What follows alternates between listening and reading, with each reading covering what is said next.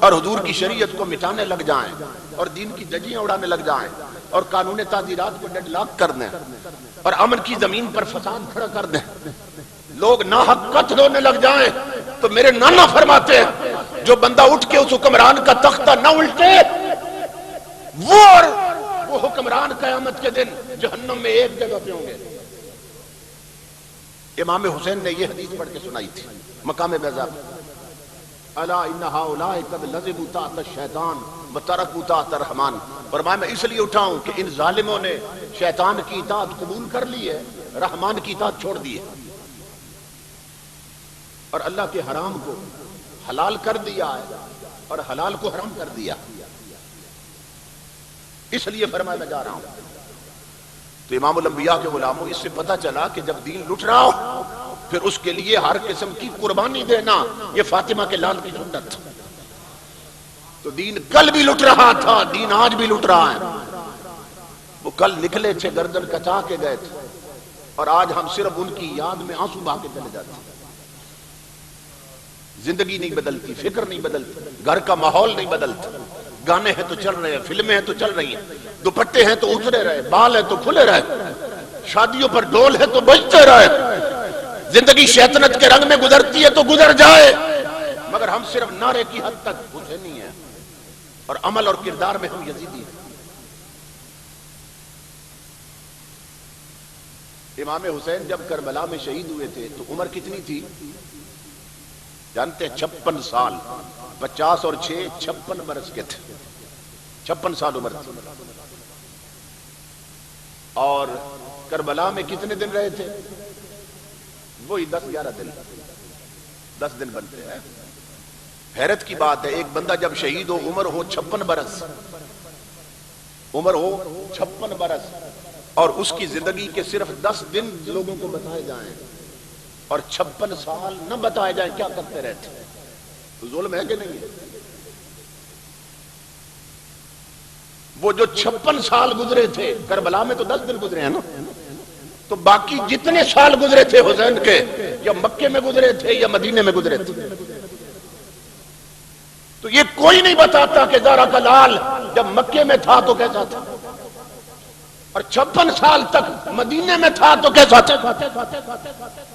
صرف 10 دن یاد ہیں کربلا والے، کیونکہ اسی پہ سال کی روٹیاں جو بن جاتی ہیں، باقی چھیڑنے کی ضرورت کیا ہے؟ اسی کے ذکر پہ روٹیاں جو بن رہی ہیں پورے سال میں، باقی کیا ضرورت ہے چھیڑنے کی؟ امام الانبیاء کے غلاموں، آؤ بتاؤں، حسین مدینے میں تھے تو کیسے تھے، مکے میں تھے تو کیسے تھے؟ اس سے پتہ چلے گا حسین کا کریکٹر کیا تھا۔ ساری دنیا مدینے سے حج کرنے جاتی تھی سواریوں پہ، اونٹوں پہ، گھوڑوں پہ، خچروں پہ جاتے، مگر امام حسین اللہ کے عاشق تھے، اللہ کی بندگی سے اتنی محبت تھی کہ زہرا کا یہ لال 25 سال تک مدینے سے گرم ریتوں پر پیدل چل کے مکے حج کرنے جاتا رہا ہے۔ 25 سال تک پیدل حج کرنے گئے ہیں۔ اب تو موٹر پہ بن گیا نا، وہ جو پرانا راستہ تھا، نوکیلے پتھر، گرم ریتیں، بڑے بڑے صحرا آتے تھے، 25 سال تک پیدل حج کرنے جاتے رہے۔ فرمایا کرتے تھے میرا دل کرتا ہے اپنے مولا کے گھر جاؤں تو راستے کی مٹی اڑ کے مجھ پہ پڑے اور میں ایک دیوانگی کی شکل میں اپنے مولا کے گھر پہ پہنچوں، کیونکہ اس کا مزہ ہی کچھ اور ہے کہ یار کے گھر جاؤ تو راستے کی مٹی بالوں پہ، کپڑوں پہ پڑی ہو، ایک عجیب کیفیت ہو جاتی ہے محبوب کی محبت کی۔ تو 25 سال تک پیدل حج کرنے جاتے رہے۔ اگر یہ چاہتے تو صحابہ کرام اور ان کی اولاد انہیں کاندھوں پہ اٹھا کے لے جاتے، مگر نہیں، اللہ سے محبت اتنی تھی۔ امام الانبیاء کے غلاموں جب میدان کربلا میں پہنچے ہیں 1 محرم، اور ڈائلاگ ہوتے رہے نا یزیدیوں سے، وہ کہتے تھے بیعت کر لو یا پھر جنگ کے لیے تیار ہو جاؤ۔ امام فرماتے تھے بیعت تو نہیں کرو، ان ہاتھوں کو کئی بار محمد عربی نے چوما ہے، یہ پاک ہاتھ ہیں، یزید کے ناپاک ہاتھوں میں نہیں جا سکتے، اور جنگ کی دھمکی نہ دو، میں ذوالفقار حیدری کا وارث ہوں، میں تلواروں کے سائے میں پلا ہوں، مجھے جنگ کی دھمکی ہے نہ دو. ڈائلاگ ہوتے رہے, یا بیعت کر لے یا جنگ کے لیے. نویں محرم آ گئی, آخری بار جب ان کا وفد آیا, ڈائلاگ ہوئے, انہوں نے کہا اچھا بیعت نہیں کرتے پھر جنگ کے لیے تیار ہو جاؤ, ابھی جنگ چھیڑ دیں گے. امام حسین نے حضرت عباس کو فرمایا عباس کوشش کرو کہ آج جنگ نہ ہو, جنگ کل پہ چلی جائے, مجھے ایک رات چاہیے. یہ توجہ طلب باتیں, مجھے رات چاہیے. یزیدی ایک سپاہی نے کہا کیوں رات چاہتے ہیں؟ جب بیعت نہیں کرتے جنگ کے لیے تیار ہیں تو ابھی جنگ کرتے, رات کیوں چاہتے ہیں؟ یا حسین بھاگنا چاہتے؟ پر میں بھاگنا ہوتا تو میں مکے سے سوئے کربلا نہ آتا, میں بھاگنے والا خون ہی نہیں ہوں, تو رات کیوں مانگتے ہو حسین؟ آپ کا جواب تھا واللہ یعلم کیف احب عبادتہ, اور ظالمو تمہیں کیا خبر, یہ میرے رب سے پوچھو مجھے اس کی عبادت سے کتنی محبت, مجھے اپنے رب کے سجدوں سے کتنا پیار ہے, یہ میرے رب سے پوچھو. فرمایا یہ رات میں نے سجدوں کے لیے مانگی ہے, خبر ہے کہ کل کٹ جانا ہے, اس سے پہلی رات ساری رات بندگی اور سجدوں میں بھی تھی. یہ ان کا کردار تھا. امام الانبیاء کے غلام ہو, پھر صبح جب جنگ کا تندور گرم ہوتا ہے اور امام حسین کے بچے کٹنے لگے, ساتھی کٹنے لگے, تو حضرت قاسم جب نکلے نا خیمے سے, حضرت قاسم امام حسین کے بیٹے, تو یزیدی لشکر کا ایک سپاہی کہتا ہے, دشمن کہتا ہے, اب یہ اس کی ورڈنگ ہے, دشمن کے لفظ نے, کہتا ہے خیمے سے ایک جوان نکلا, ہم انتظار کر رہے تھے کہ اب کون نکلتا ہے میدان کی طرف. کہتا ہے خرج غلام کأنہ البدر, کہتا ہے لوگوں خیمے سے ایک جوان نکلا, جوان کیا نکلا جیسے 14ویں کا چاند نکلتا ہے. یہ دشمن کے لفظ. حسین کا بیٹا ایسے لگا جیسے 14ویں کا چاند نکلا. توجہ طلب بات ہے, یہ معتبر تاریخوں میں اس کے لفظ. امام حسین کا جو بیٹا دشمن کی نظر میں وہ 14ویں کے چاند جیسا تھا, وہ ماں کی نظر میں کیسا ہوگا اور وہ باپ کی نظر میں کیسا ہوگا. مگر قربان جائیں زہرا کے لال کی سخاوت پر, اسلام بچانے کے لیے کیسے کیسے ہیرے لٹائے ہیں. دشمن کہتا ہے ایسے لگتا تھا 14ویں کا چاند نکلا, اور یہ قاسم اتنے ٹکڑے ہو گئے تھے کہ امام حسین جب ٹکڑے چننے گئے تو یہ کہہ کر ٹکڑے چن رہے تھے, قاسم بیٹا میں تجھے کہاں کہاں سے اٹھاؤں. بوٹیاں چن رہے تھے, ٹکڑے چن رہے تھے, اور کہہ رہے تھے قاسم کہاں کہاں سے اٹھاؤں تجھے میں. مگر ہر بوٹی ہر ٹکڑا اٹھاتے تھے اور اوپر دیکھتے تھے, اور یہی کہتے تھے ردن بے قدائے کا تسلیم لامرک, اگر تو راضی ہے اس میں تو میں بھی اسی پہ راضی ہوں, میں تیری رضا پہ راضی ہوں. صبر کا حال یہ تھا, تحمل کا حال یہ تھا. جو جانتے تھے اللہ صبر والوں کے ساتھ. بچوں کے ٹکڑے چنتے ہیں مگر ہر ٹکڑے پہ اس کی حمد ہو رہی ہے, تو اس پہ راضی ہے تو ہم بھی اسی پہ راضی ہیں. بس گزارش اتنی ہے ان کی قربانیوں کو قبول کر لے. مشکات کی حدیث ہے, جب کسی بندے کا بیٹا فوت ہو جاتا ہے نا, کوئی بھی مسلمان مومن, اس کا بچہ فوت ہو جاتا ہے تو فرشتے روح نکال کے اللہ کی بارگاہ میں پیش ہوتے ہیں. اللہ پوچھتا ہے کیا تم نے میرے بندے کا بیٹا مار دیا؟ فرشتے عرض کرتے ہیں مولا ہماری کیا ضرورت تھی, مارتے تیرا حکم تھا تو مار دیا. اللہ فرماتا اچھا بتاؤ اقبضتم ثمرۃ فؤادہ, کیا میرے بندے کے دل کا پھل توڑ لیا تم نے؟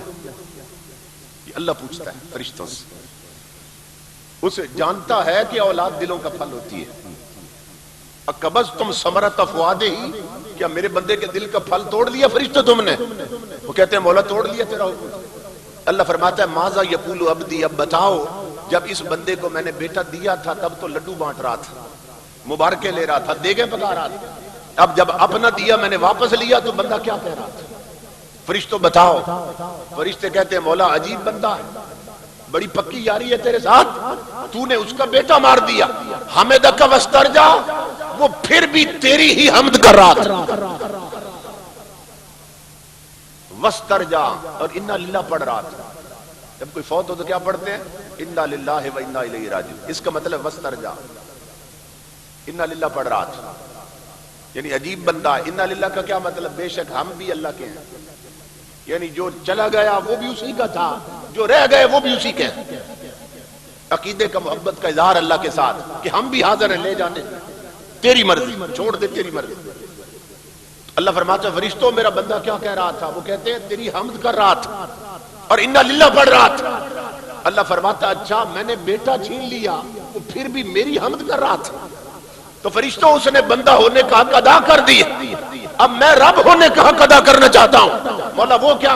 اللہ فرماتا ہے جاؤ جنت میں فرشتوں، ابنوا لہ بیتا فی الجنہ وسموہ بیت الحمد، جنت میں ایک محل بناؤ اور اس پہ لکھ دو بیت الحمد، کہ یہ اس بندے کا محل ہے رب نے جس کا بیٹا چھین لیا وہ پھر بھی اپنے رب کی حمد کر رہا تھا۔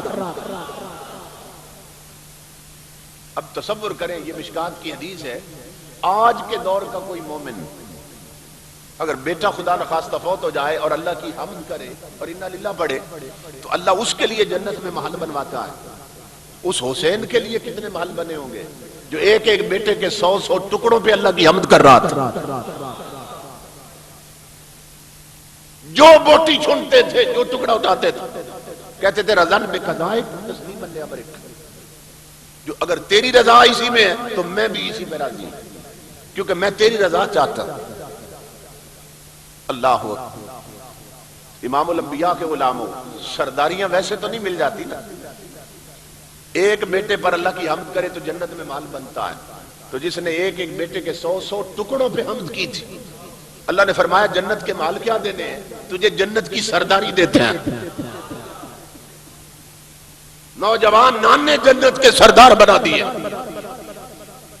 تو قربانیاں دیے بغیر کوئی بھی اللہ کی بارگاہ میں مقبول نہیں ہوتا، امتحان لیتا ہے، مصیبتیں بھیجتا ہے۔ تو امام عالی مقام نے دیکھا سارے کٹ گئے اور تنہا حسین بچ گئے، خیمے میں تشریف لائے، اب میری باری ہے، میں آخری وصیتیں کر جاؤں۔ جب خیمے میں گئے تو سیدہ زینب مصلی پہ قرآن پڑھ رہی تھی۔ یہ کریکٹر ہے سیدوں کا۔ باہر بوٹیاں پڑی ہیں بچوں کی، بھتیجوں کی، بانجوں کی، اولاد کے ٹکڑے باہر پڑے خیمے کے، اور اندر فاطمہ کی بیٹی زینب مصلی پہ قرآن پڑھ رہی ہے۔ آقا نے بتایا تھا حالات جیسے بن جائیں میری آل کبھی قرآن سے جدا نہیں ہوتی۔ بچوں کے ٹکڑے بھی زینب کو قرآن سے جدا نہیں کر سکے۔ امام علی مقام قریب آئے، سر پہ ہاتھ رکھا، فرمایا یا اخیا، اے میری بہن زینب، اب میرے جانے کا وقت آ گیا،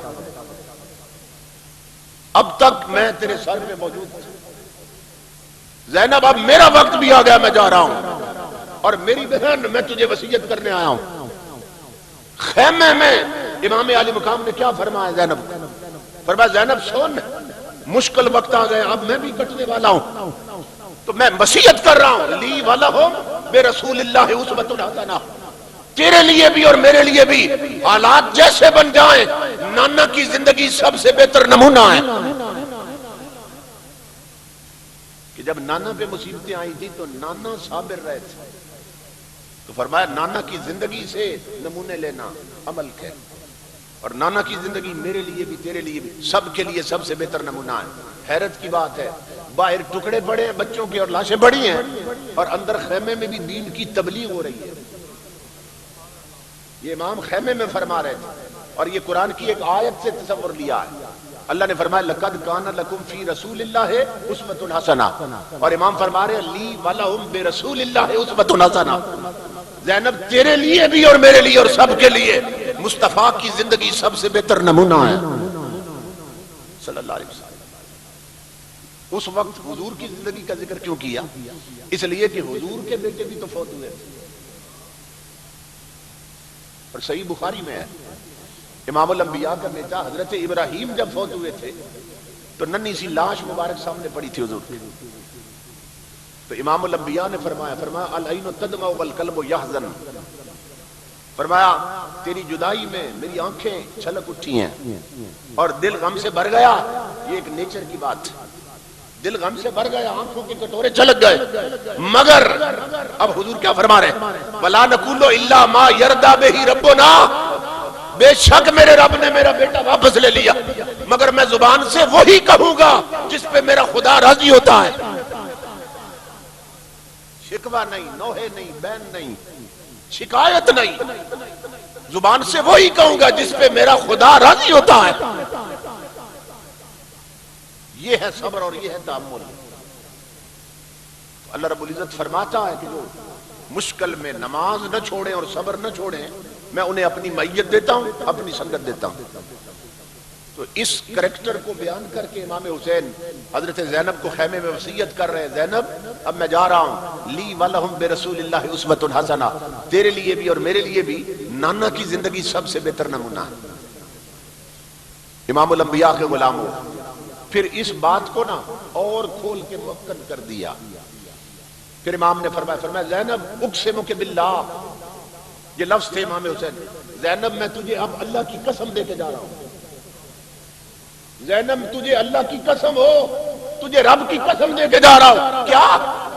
کہ جب میرے ٹکڑے ہوں اور میری لاش پہ گھوڑے دوڑے تو لا تضربی وجہا، ماتم نہ کرنا، ولا تشکی جیبا، کپڑے نہ پھاڑنا، ولا تنادی بالویل، میرے ٹکڑوں پہ کھڑی ہو کے ہائے ہائے نہ کرنا، ولا تقیمی علیہ ناہیتن، اور نوحے پڑھنے والیاں میرے ٹکڑوں پہ کھڑی نہ ہونے دینا، کیونکہ یہ سارے کام بے صبری ہیں اور اللہ صبر والوں کے ساتھ. خیمے سے نکلے تو صبر کی وصیت کر کے گئے، صبر کی قسم دے کے گئے. امام الانبیاء کے غلاموں، پھر باقی خیموں میں جو عورتیں تھیں باقی خیموں میں گئے اور آخری لفظ کیا تھے ہر خیمے میں؟ صبرن اہل بیتی، صبرن اہل بیتی، صبرن اہل بیتی. اے نبی کے گھر والوں، صابر رہنا، صابر رہنا، صبر کرنا.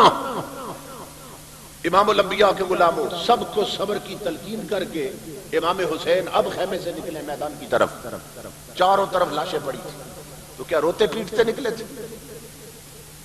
حضرت شاہ نصیر الدین نصیر کہتے ہیں، گول رشید والے، کیسے نکلے تھے میدان میں؟ کہتے ہیں ایسے نکلے جیسے علی کے لال نکلتے تھے. کیسے نکلے؟ کہتے ہیں ایسے نکلے کہ سینہ تانے ہوئے لو، ابن علی آتا ہے، کربلا والوں سنبھل جاؤ، ولی آتا ہے. نہ شکوہ تھا، نہ شکایت، نہ رو رہے تھے، نہ پیٹ رہے تھے، بلکہ صبر و تحمل کا پہاڑ بن کے میدان میں گئے. اور جاتے ہی امام حسین نے، لمبے چوڑے واقعات ہیں، دشمن پہ بجلی بن کے گرے. ایک یزیدی لشکر کا سپاہی کہتا ہے، اس کا بیان تاریخ میں محفوظ ہے، وہ کہتا ہے کوئی بندہ 3 دن کا بھوکا اور پیاسا ہو اور دن بھر بچوں کی لاشیں بھی اٹھاتا رہا اور پھر اکیلا ہو کر 22,000 پر اتنی جرأت سے حملہ کرے، کہتا ہے میں نے حسین سے بہادر کوئی نہیں دیکھا. 22,000 پر بجلی بن کے گرے ہیں. جس طرح رخ کرتے تھے کھیت بو دیتے تھے، گاجر مولی کی طرح سر کاٹ کے رکھ دیے. آواز بلند ہونے لگی، سامنے سے حملہ نہ کرو، گھیرا ڈال کے تیروں کی بارش شروع کر دو. پھر 22,000 تلواریں اور تیر امام کی طرف بڑھے ہیں، سر سے پاؤں تک تیروں سے پھرو دیے گئے تھے. مورخین لکھتے ہیں ایک بدبخت نے نیزہ سینے سے پار کر دی، ایک بدبخت نے تلوار ماری، آدھا رخسار کٹ گیا. جب رخسار کٹا امام کا، اب ہاتھ سے لگام چھوٹنے لگی، اب گھوڑے سے گر رہے تھے. قربان جائے زہرا کے لال تیری جرت پر، اتنے زخم کھا کر بھی حسین اپنا مشن نہیں بھولا، اپنا مقصد نہیں بھولا. اتنے زخم لگے تھے، زمین پہ گرتے ہی اپنا سر سجدے میں ڈال دیا. آج ہمارے سر میں درد ہو تو نماز چھوڑ دیتے ہیں، کہتے ہیں جی آج تکلیف تھی، کوئی تھوڑا بہت ٹینشن پریشانی آ جائے نماز رہ جاتی. وہ جی آج ٹینشن تھی. حسین سے بڑھ کر کس کو تکلیفیں تھی؟ حسین سے بڑھ کر کون ٹینشن میں تھا؟ حسین سے بڑھ کر کون پریشان ہوگا؟ مگر زہرا کے لال نے بتا دیا کہ رب کے سجدے کتنے ضروری ہیں. 22,000 تلواروں میں امام سجدے میں گرے ہیں، اور جو ان کے نام پہ جلسے کرتے ہیں، یعنی ہم سب کو پیغام دے رہے ہیں، اگر کل قیامت کے دن میرے قافلے میں ملنا چاہتا ہے اور میری سنگت پانا چاہتا ہے تو پھر اپنا کریکٹر بدل اور میرا یہ کردار دیکھ. میں 22,000 تلواروں میں اپنے رب کے سجدے نہیں بھولا، تو 4 یاروں میں بھول جاتا. میں گرم ریتوں پر رب کی بندگی نہیں بھولا، تو نرم قالینوں پہ چھوڑ دیتا ہے. میں گردن کٹا کے نیزے پہ قرآن نہیں بھولا، تو الماری میں رکھ کے قرآن پڑھنا بھول گیا؟ کیا جوڑ بنتا ہے امام کے ساتھ، کیا تعلق بنتا ہے؟ یا الماریوں میں رکھے ہوئے قرآن پڑھنے والوں کا انتظار کر رہے ہیں۔ کتنے لوگ ہیں کہ کئی سال بیت گئے جنہوں نے قرآن کی زیارت کی ہوگی اور الماریوں میں بند پڑے۔ ہمیں قرآن اس وقت یاد آتا ہے جب کوئی مر رہا ہو یا جب کوئی مر جائے۔ اب گھر میں ختم کراؤ کہ یہ مصیبت چلے، الماریوں میں قرآن بند پڑے۔ اور امام کا آخری سجدہ ہمیں یہ سبق دے رہا ہے کہ اللہ کے سجدے رب کی بندگی کتنی ضروری ہے، اور گردن کٹی ہے سجدے میں۔ اور حدیث رسول ہے، امام الانبیاء فرماتے ہیں کہ جس حال میں کوئی دنیا سے جائے گا نا، اسی حال میں قیامت کو اٹھایا جائے گا۔ میں سوچتا ہوں یہ کوچوں میں بسوں میں فلمیں چل رہی ہیں، گانے سن رہے ہیں، کئی بسوں میں ایکسیڈنٹ ہو جاتے ہیں، سارے ہو جاتے ہیں، تو یہ بتاؤ یہ حال کیا ہوگا؟ فلمیں دیکھتے مر رہے ہیں، دل بھائی کا کیا ہوگا؟ کوئی بھائی کے اڈے میں مر رہا، جس حال میں مر رہا اٹھے، غفلت میں مر رہے ہیں، آپ کی نافرمانی کر رہے ہیں، جس حال میں مر گئے اسی اٹھے۔ قربان جائے حسین پر قیامت کے میدان میں اللہ کے حال کی سجدہ کیا ہوگی؟ ساری دنیا قبروں سے اٹھ رہی ہوگی، حسین سجدے سے اٹھ رہا ہوگا، سجدے سے اٹھ رہا ہوگا۔ امام الانبیاء کے غلام ہو تو امام عالی مقام نے خبر دی اور بتا دیا اللہ کے سجدے کتنے ضروری ہیں۔ لیکن آج ہم سجدے چھوڑ گئے۔ اب دیکھ لیں کتنے لوگ نماز پڑھتے ہیں، توجہ ہی کوئی نہیں، دھیان ہی کوئی نہیں۔ گھر میں کتنی بہو بیٹیاں نماز پڑھتی ہیں، دھیان ہی کوئی نہیں، توجہ ہی کوئی نہیں۔ یہ ابھی پاکستان نہیں بنا تھا، بزرگ بتاتے ہیں کہ گھروں میں جو لوگ تھے مسلمان بھی، آبادیوں میں مسلمان بھی تھے، سکھ ہندو رہتے تھے، اسی طرح بازار میں ہندوؤں سکھ اور مسلمانوں کی اکٹھی دکانیں ہوتی تھیں۔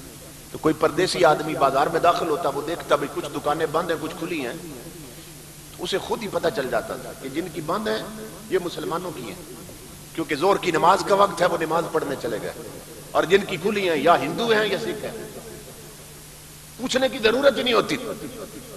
اب توجہ طلب بات یہ ہے کہ بابڑا میں کتنے سکھ اور ہندو رہتے ہیں، تو پھر ادھر سجدوں کا وقت ہے، ادھر اڈے پہ تاش کون کھیل رہا ہے؟ جب ہندو سکھ کوئی نہیں رہتا، ادھر بندگی کا وقت ہے، ادھر ٹی وی پہ فلمیں کون دیکھ رہا ہے؟ کیا ہم خود وہ بن گئے؟ بین العبد والکفر ترک الصلاۃ، ایک مومن اور کافر میں فرق ہی نماز کرتی ہے، ہم نے وہ فرق بھی مٹا دیا، اور ہر سال امام کے سجدے کی بات کر کے نعرے لگاتے جھومتے اور گھر چلے جاتے۔ ابھی لاہور میں ایک بزرگ زندہ ہیں، ان کی آنکھوں کا آپریشن ہوا، ڈاکٹر نے آپریشن کیا تو ڈاکٹر نے کہہ دیا کہ 3 دن آپ نے سجدہ نہیں کرنا، کیونکہ جب سر جھکائیں گے تو پھر ٹانکے نکلنے کا خطرہ ہے، تکلیف نہ ہو جائے، سجدہ نہیں کرنا، اشارے سے نماز پڑھ لے۔ تو گھر والے کہتے ہیں اس بزرگ نے 3 دن روٹی نہیں کھائی۔ تو کہتے ہیں ہم نے حیران ہو کے پوچھا اس بزرگ سے کہ بابا جی ڈاکٹر نے سجدے سے منع کیا، روٹی سے تو منع نہیں کیا، تو روٹی کیوں چھوڑ دیا آپ نے؟ تو وہ رو کر بزرگ فرمانے لگے کہ جسے سجدہ نہیں کرنا اس کا رزق کھاتے ہوئے مجھے شرم آتی ہے۔ میرا بھائی وہ صرف 3 دن کی بات تھی اور انہیں رزق کھاتے شرم آ رہی تھی، اور ہم نادان لوگ ماں کے پیٹ سے لے کر قبر کی دیواروں تک اس کی ہزاروں نعمتیں کھا کے اس کے سجدے بھول گئے، اس کی بندگی بھول گئے، اس کی عبادت بھول گئے۔ کتنی بڑی نادانی کی بات، اور قبریں منہ کھولے ہمارا انتظار کر رہی ہیں، مگر ہم عملی مسلمان نہیں بن رہے، اپنے کردار اور کریکٹر میں مسلمان نہیں بن رہے۔ اور امام حسین کا کردار ہر سال اس کا ذکر کرتے ہیں، جھومتے ہیں، نعرے لگاتے ہیں۔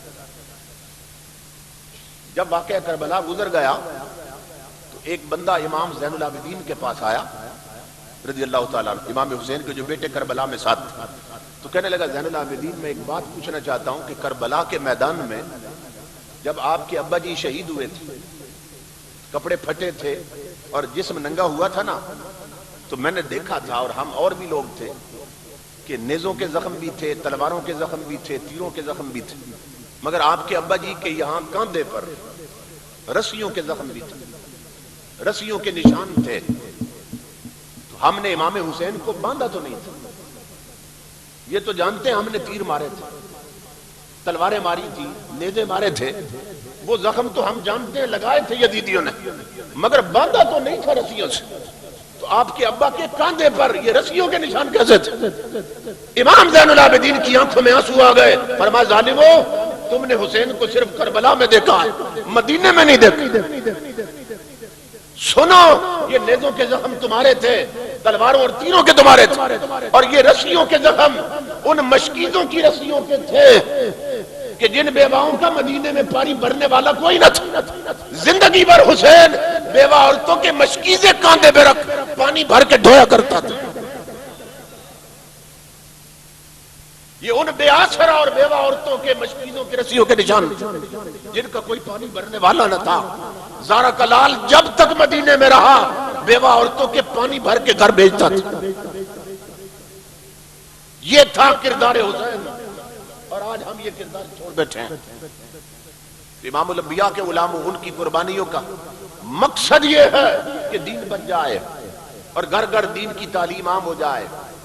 یزید چاہتا تھا مسجدیں اجڑ جائیں, حسین چاہتے تھے مسجدیں بھری رہیں. یزید چاہتا تھا گھروں میں گانے چلے, حسین چاہتے تھے گھروں میں قرآن چلے. اگر امام سے سچی محبت ہے اور کل ان کی صف میں کھڑے ہونا چاہتے ہو اور ان کے ساتھ ملنا چاہتے ہو قیامت کے دن, تو پھر مسجدیں سجدوں سے بھر دو, گھروں سے گانے بند کرو اور تلاوت قرآن کی دھوم مچا دو. اپنی بیٹیوں کو اسلامی لباس پہناؤ, اپنے بچوں کو شریعت کی تعلیم دو.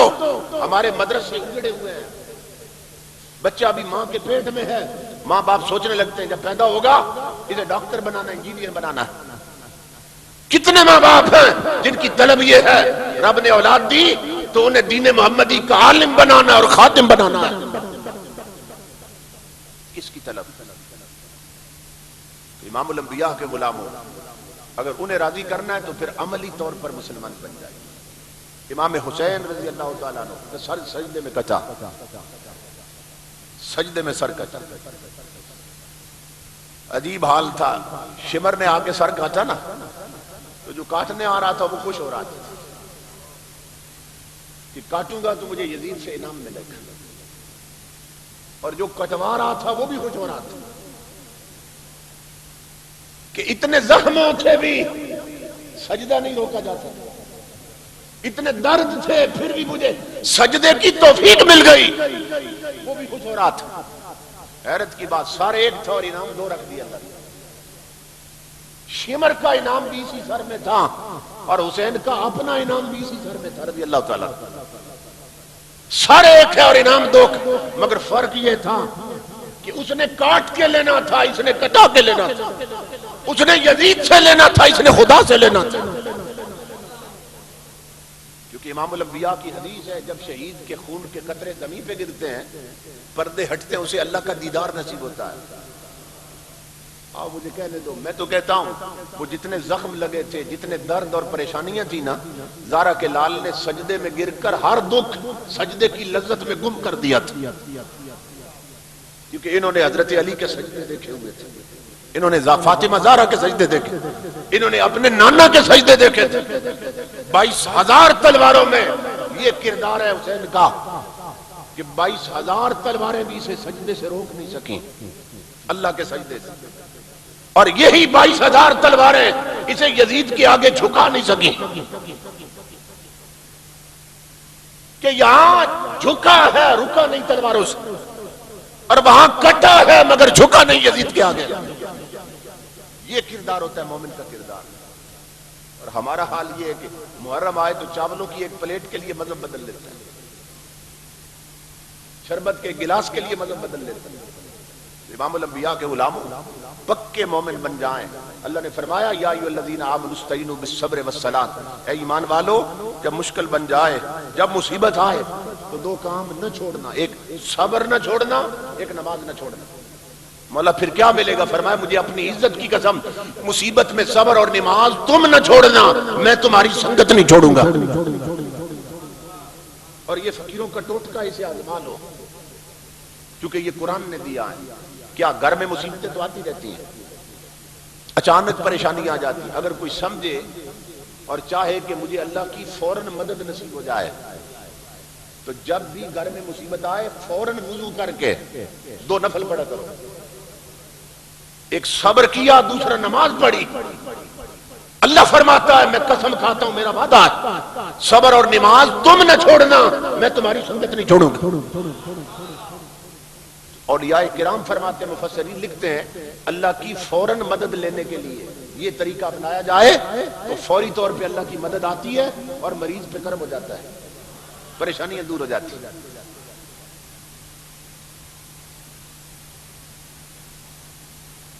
تو امام الانبیاء کے علماء اب سمجھ گئے نا پیغام کیا ہے. امام حسین کو قرآن سے جدا کر کے سمجھا نہیں جا سکتا کیونکہ وہ کٹے ہی قرآن کو بچانے کے لیے، قرآن کی تعلیم کو بچانے کے لیے. یزید کا کریکٹر میں نے آپ کو بتا دیا. تو جو گھرانہ قرآن کے لیے کٹ رہا اور لٹ رہا ہے اس کا اپنا کردار قرآن کے خلاف کیسے ہو سکتا ہے کہ وہ تو خیمے میں بھی دین محمدی کی تبلیغ کر رہے تھے. اور حضرت امیر معاویہ رضی اللہ تعالیٰ عنہ، آپ سے کسی نے پوچھا کہ میں نے امام حسین کو دیکھا نہیں ہے، مدینے جا رہا ہوں تو کیسے پہچانوں گا انہیں؟ حضرت امیر معاویہ رضی اللہ تعالیٰ تعارف کرا رہے ہیں. فرمایا ایک کھدڑ کا کرتا ہوگا، تہمد آندھی پنڈلیوں تک ہوگی، سر پہ ایک صافہ سا باندھا ہوگا اور مصطفیٰ کے مصلے پہ ایک روشنیوں سے ملتا جلتا جوان بیٹھ کر جو مصطفیٰ کی حدیثیں امت کو سنا رہا ہوگا وہی حسین ہوگا. امام جب تک مدینے میں رہے اپنا حلقہ درس حدیث قائم تھا، حلقہ درس قرآن قائم تھا. مدینے میں رہے، مکے میں رہے، حضور کے دین کا درس دیتے رہے، لوگوں کو شریعت کے مسئلے بتاتے رہے. اس لیے امام الانبیاء کے علماء ہمیں بھی شریعت کی طرف آنا چاہیے، بچوں کو دین کی تعلیم دیں، شریعت کے مسائل سکھائیں. ہمارے مدرسے اجڑے پڑے ہیں، جہاں کبھی دل دھرنے کو جگہ نہیں ہوتی تھی وہاں 4 5 7 8 بچے اب شریعت سیکھ رہے ہیں اور طالب علم بنے ہوئے. اپنے مدرسے آباد کیجیے. اللہ نے آپ کو اتنی بڑے چوٹی کے علماء عطا کیے. حضرت ابو الفضل رحمۃ اللہ تعالی علیہ، ان کا نام ہی ایک علمی دنیا میں سند تسلیم کیا جاتا ہے.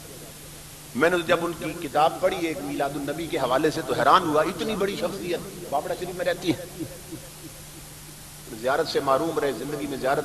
کچھ قسمت لوگ ہیں جنہیں ایسے لوگوں کی معیت سنگت اور فیض نصیب ہوتا رہتا ہے. اس لیے قدر کیجئے حضور کے غلاموں، زندگی بڑی تیزی سے بیت رہی ہے، ہر شخص موت کی وادی میں اترنے والا ہے. قبریں منہ کھولے ہمارا انتظار کر رہی ہیں. اور امام الانبیاء نے فرمایا، یہ مشکات کی حدیث ہے، حضور نے فرمایا میری امت کے اکثر لوگ 60 اور 70 سال کی عمر کے درمیان مر جائیں. یہ حدیث رسول ہے، 60 اور 70 سال کی عمر کے درمیان اکثریت حضور کی امت کی مر جائے گی. اب 1500 سال پہلے حضور نے یہ فرمایا تھا. اور آج جن برادریوں میں بندے مر چکے ہیں، ہر برادری میں مر چکے ہیں، فوت ہو چکے ہیں لوگ، ان کی عمریں پوچھئے کہ کتنی تھی. بہت سے تھے جو 60 تک بھی نہیں پہنچے.